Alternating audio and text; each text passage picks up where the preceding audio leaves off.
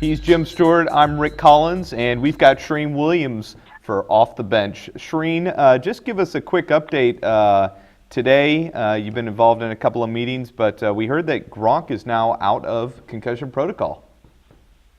Well, he is out of concussion protocol, which is a very good sign for the New England Patriots. Talked to Gronk yesterday, and he's in a good mood and ready to play. And he said this was the plan all along, that he was going to clear concussion protocol and be back on the football field. He never had a doubt that he would play, and the week off in between certainly helped him getting back on the football field. And the Patriots can use him. They're a better team with him, no question about that. Tom Brady's favorite weapon, 8 touchdowns, 69 catches, over 1,000 yards this season, and he'll be very valuable for the New England Patriots on Sunday. Yeah, I mean, if he wins another, Super Bowl this year, I think Tom Brady's obviously the GOAT, but Rob Gronkowski probably has a chance of going down as the greatest tight end to ever play football at that point. I know you've got two guys there. I would probably argue otherwise at this point, that are better, were better than him, maybe 3. He's got to play a little bit longer. He's had an injury history, wasn't in the Super Bowl last year.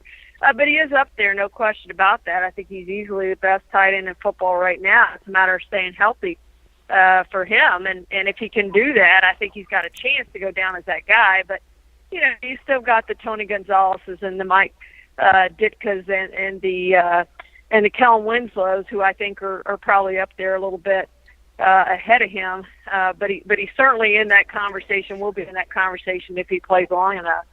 So, Charean, Gronkowski has been a huge part of this Patriots offense now for several years outside of the injuries. What does it mean for them to have him back for this game? Well, I think it's huge. You look back at last year's Super Bowl, and they were able to come back without him. You look at the AFC Championship game, he went out with 1:23 left in the first half, and they were able to come back from a 10-point deficit without him. So they've been able to win without him.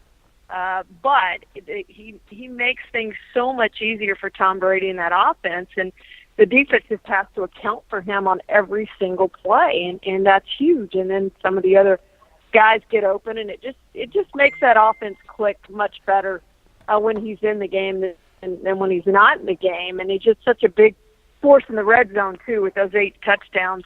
Tell you that, and his history of touchdowns and in big moments and big games. And I just think that with him on the football team field, they're a better football team. And I think he adds to this game, adds to this offense for them, and gives them a better chance to win this week. Also, you said when you interviewed him that he did talk about Barry Church and how he doesn't have any hard feelings towards him with the hit, former Cowboy Barry Church. Can you talk more about that?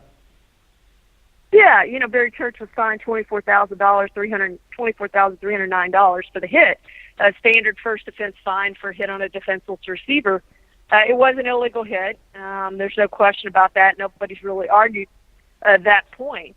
But Gronk said he didn't blame Barry Church. It was a bang-bang play. It was split second, and he put a hit on Gronkowski, and it just happened that he hit him in the head and knocked him out. And, Gronkowski explained it as just a part of football. And, it is tough for those defenders sometimes to where they hit and how they hit and all those things. And they are bang-bang plays and split-second plays. There's no question about that. And it's tough on those safeties and tough on those corners to try to determine, especially the safeties, to try to determine how and when to hit, because you're trying to knock the ball loose and trying to obviously make the tackle on the receivers. And so I found it interesting, though, because he could have said more than that and really blamed Barry Church for taking him out of the game. And maybe they would have if they had lost the game not having Gronkowski, but they were able to overcome the deficit without him and win that football game. So that probably made it a little bit easier. And the fact that he's coming back for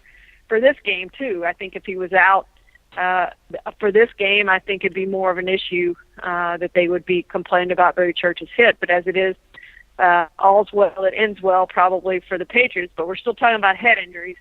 And the fact is that he's had more than one now, as most football players do. And we know the long-term effects of that are not good.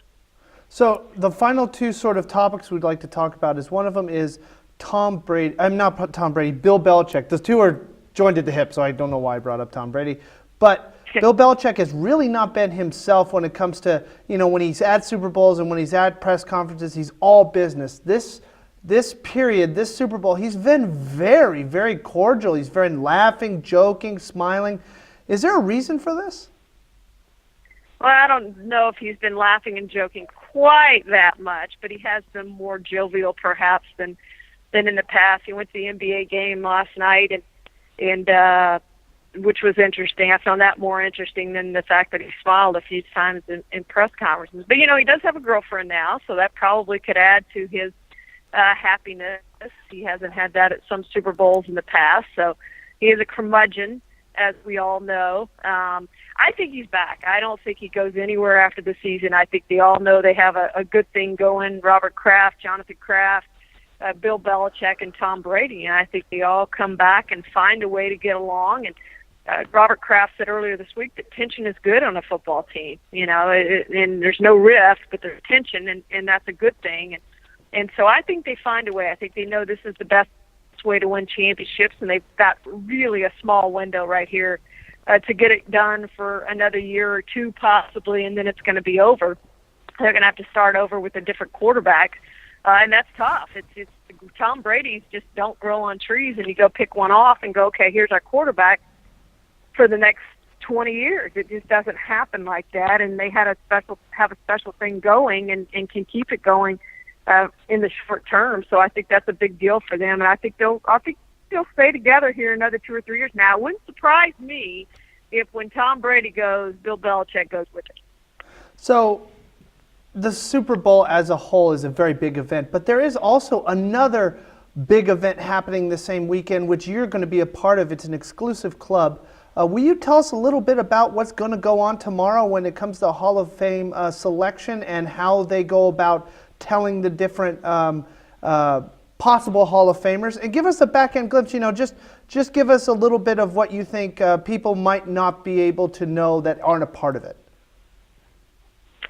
Well, it's an interesting process, and we'll go in the room at 6:30 a.m., start the meeting at 7, and we'll go 8 to 10 hours discussing one contributor candidate, which is Bobby Beathard, and then we will discuss the two seniors candidates, Robert Brazile and I can't even remember right now who the second one is, but we'll discuss the two seniors candidates, and then, Jerry Kramer is the second, and then we will discuss the 15 modern era finalists. And to me, there's only one no-brainer guy on that list of 15, and that's Ray Lewis. And by no-brainer, I mean a guy where the presenter doesn't even need to make a case. The presenter stands up, and it's only happened a few times in my 12 years of voting for the Hall of Fame. But the presenter stands up and says, ladies and gentlemen, I present Emmitt Smith just walked by. So ladies and gentlemen, I present Emmitt Smith. And sit down. And there is no case that needs to be made in this thing. It's done. It's over. Emmitt Smith's a Hall of Famer. Everybody claps, and it's a done deal. And I think Ray Lewis is one of those guys that checked all the boxes that his presenter just needs to stand up and say, ladies and gentlemen, I present Ray Lewis, and let's move on to the next candidate. There is no discussion needed. And it doesn't happen like that a lot now. You can still go in if you're discussed as a first ballot guy. We saw that last year with LaDainian Tomlinson and with Jason Taylor. They were discussed. Their cases were debated, and they went in anyway. And it could happen with a Brian Urlacher or Randy Moss or one of those guys. To me, this is the most interesting vote of my 12 years because I can't predict the other four guys going in. I couldn't even start to tell you who the other four are going to be. I don't know, and it's the first year I've really felt like that. I could predict in previous years of who at least 3, possibly 4 of the guys were going to be at the outcome, and I can only tell you one on this ballot is going to come off, and like I said, that's Ray Lewis. So I think you have 14 guys competing for 4 spots, and I do think Everson Walls is a long shot, so maybe it's 13 competing for 4 spots. But it's, to me, it's a toss-up on who comes out of that. And do Randy Moss and Terrell Owens split vote, which I very well think could happen. So once this is all done and the selections have been made, how do they go about notifying these people, and what kind of process is that? Well, they all know that they don't want the phone call because the phone call means you didn't make it. They're all here, or most of them will be here, and they set them up and hook them up for the week. And those that make it get the knock on the door, and they do a big piece. NFL Films does a piece, short piece later after all this is done about the knock on the door is what they call it. And when they get that knock on the door, that means they've made it. David Baker, the president of the Hall of Fame, shows up and when they open the door and tells them that they are in the Hall of Fame. And so that will happen to possibly as many as 5 modern era candidates and then 3 others on the ballot. So they could possibly have 8 in the class of 2018, and then the others get phone call, and that's what you don't want. So the interesting part, just to wrap this thing up, is we saw a clip of when Jerry Jones got the knock, and Stephen Jones went ballistic. He was just jumping up and down and screaming and went over and hugged his dad. I mean, and I know you were a big part of that, and he mentioned you in his acceptance speech. Can you give us a little bit of what that was like, just to wrap up the whole process? Yeah, it's fun to see those guys have joy in this, and it's their legacy, and it puts them in the Hall of Fame forever with that bust. And it's immortality, and I think it's the culmination of a career. In Jerry's case, his career keeps going, but it's really heartwarming to see all those guys, the way they react to it. And of course, you have the other end of it too, Terrell Owens, who, if he doesn't get in, is going to rip us again for not putting him in. And there's going to be some of that, or a lot of that, and put up with that too. But, if you go in the first year, or if you go in your 20th year, which is Joe Jacoby and Everson Walls could get in their 20th and final year of eligibility, then it doesn't matter. You're still a Hall of Famer, and your bust is still going to be there forever, and it doesn't matter what year you go in. And I think most of the guys on this list of 15 eventually get into the Hall of Fame, and I think they're all Hall of Famers. The challenge I always give to people is take that list of 15 and pick 5 off of there, and it's really, really hard.